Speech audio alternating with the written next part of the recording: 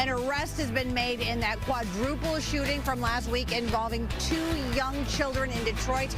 I'm Camille and Mary will have details straight ahead. I believe every person in our country then must have access to the opportunity to compete, to succeed, and to thrive. Coming up, VP Harris's major announcement for the Motor City. I'm meteorologist Rich Lubin. Beautiful day today, but changes on the way with storms likely Tuesday evening. We're going to talk about that 7-day forecast just ahead. Now, we begin with breaking news tonight in Redford, where a truck has crashed into a business. It happened right on Telegraph. Fox News' Dave Spencer joins us live on the scene with more. And Dave, unpack this for us. What happened? Yeah, Roop, it's pretty amazing. When you see the video, you'll see why. But when we say this truck drove into the building, that's an understatement. I mean, it was all the way in to the Athletico Physical Therapy here on Telegraph, just north of the 96 interchange. And I want you to see the video right now because you won't believe it when you see it. And here's what we know what happened. According to witnesses, that this vehicle was traveling, it's a GMC Denali, was traveling at a high rate of speed heading south on Telegraph when it somehow veered off the road, crashing into a telephone pole, more on that in a minute, and then continued through the parking lot of this strip mall, ending up right in the lobby of the physical therapy office. We had a chance to speak with some witnesses who said that they felt as if this truck was coming right at them. They had to dodge this truck, run out of the way. We talked to another person who was inside the physical therapy office at the time. She said that luckily everyone was on the other side of the building doing their work when they heard this loud boom sounding like a bomb going off, and look over and watch this truck just enter their building unexplainably. Somehow, thankfully, we have not had any reports of any major injuries. We had a chance to, as I mentioned, to speak with those witnesses. Take a listen to what one of them had to say. He got out the car and was just looking, and then he come out the car, and he comes out. He started walking towards that way, and the guy that worked there said, "Hey, stand right there. You don't leave. Stand right there." Yeah, and as for that driver, I got a call into Redford Township Police Department. They say they cannot comment on this time, but from what we understand from witnesses, that person did wait, did speak with police, so we hope to learn more about what happened, what caused this. And behind me, you see not many vehicles are traveling down Telegraph. It is closed at the moment north of here at 5 Mile due to that power line that's hanging over Telegraph Road. DTE just arrived on scene. They hope to have this cleaned up, but if you're heading in this direction, you'll want to avoid heading south on Telegraph towards 96. They probably have some detours around. Reporting live from Redford Township tonight, Dave Spencer, Fox 2 News. All right, Dave, thanks for that. We are learning new information on that quadruple shooting last week that involved a 3- and 6-year-old on Detroit's west side. Police just announced they have a teenage boy in custody. Fox 2's Camille Amiri joining us now live with the new details on this case. Camille, what else have you learned? Yeah, this is a story that everybody has been following very closely. We have a lot of new information as far as updates go, but I want to get right to this. A 16-year-old boy in custody for the shooting of this quadruple shooting. Take a look at some video. I know that everyone remembers this. This was on the night of Wednesday, May 1st. We're talking about 2 18-year-old women and a 3-year-old and a 6-year-old. One of the 18-year-old women pregnant. Now, we're told that she is still fighting for her life, but that her pregnancy is still viable, and that both of them hopefully will make it. The 3-year-old and the 6-year-old, we're told, are going to make a complete recovery, so that's amazing news. And then the other woman, the other 18-year-old woman, we're told that she is still in serious condition. So everybody's still hospitalized. That 16-year-old in custody, but still so many unanswered questions about what led up to this. Again, this was on Cathedral Street in Detroit. They'd been at a park Wednesday night, and then all of this happened so very quickly. They're still trying to piece together what led up to this and what connection that 16-year-old has, if any, to the people who were shot. Take a listen to what Chief White had to say a little bit ago. I wanted the community to know that no one else is at risk. When you get a quadruple shooting, you get a lot of calls and people saying, what's going on with the arrest? Is anybody in custody? Those are valid questions. We will certainly provide as much as we can once the prosecutor chimes in.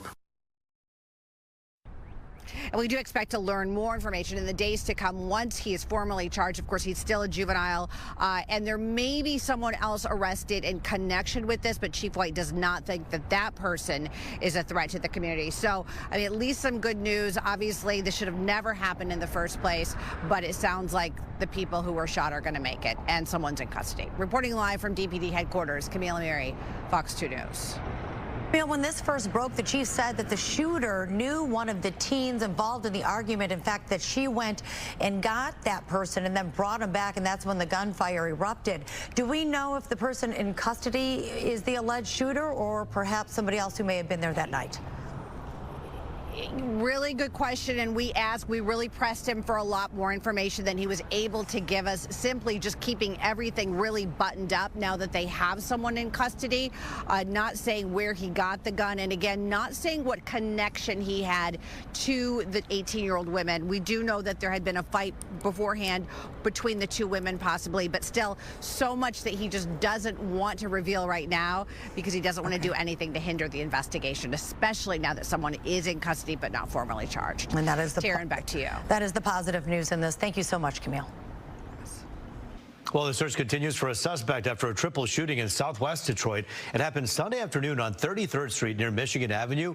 Now, police say two SUVs pulled up to a house there. A man got out of one of the vehicles and opened fire. Two women were killed and one man was left in critical condition. Police say the vehicles were both Dodge Durangos, one a newer model, silver in color. The other was a black, older model.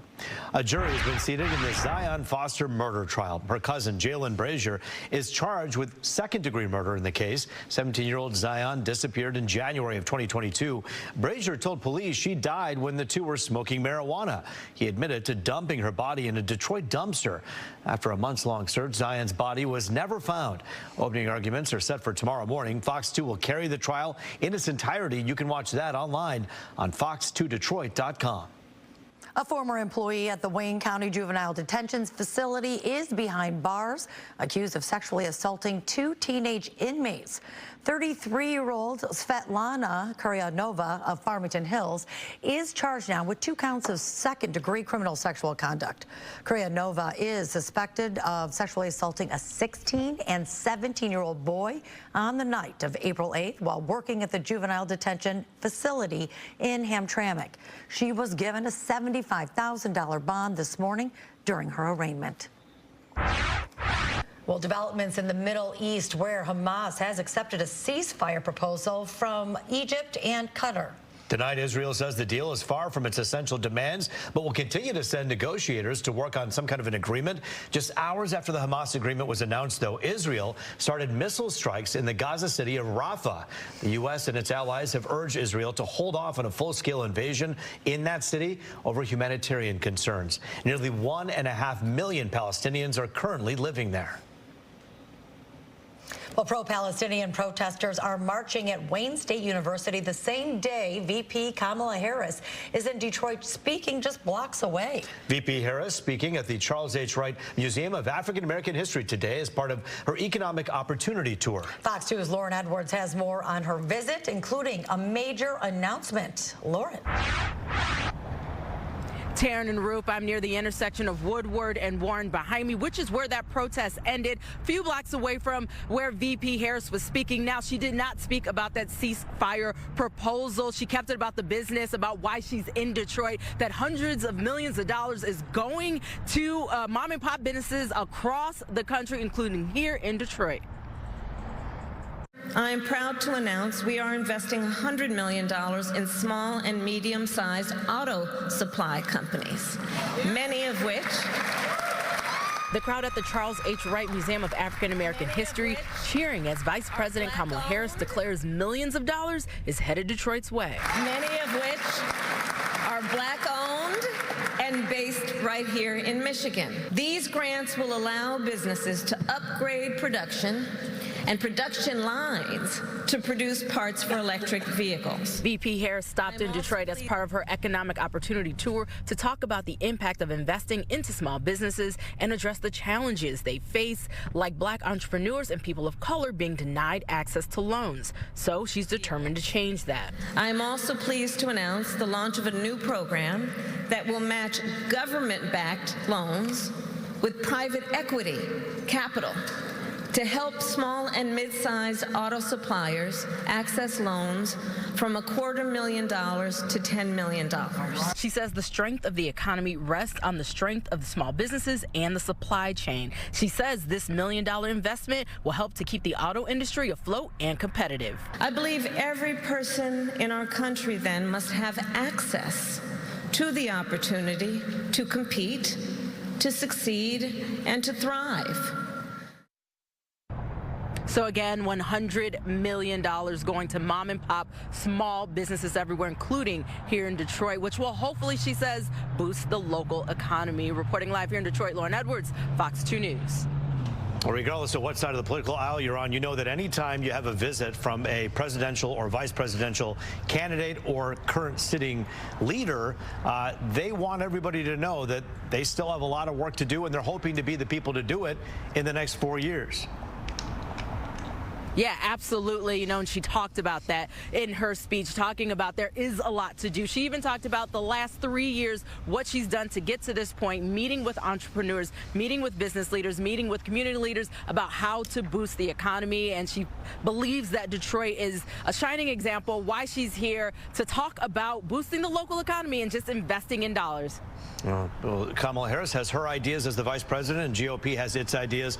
All of it, of course, voters will decide this November. Good to see you, Lauren Edwards, for us live tonight. Thank you. Thank you.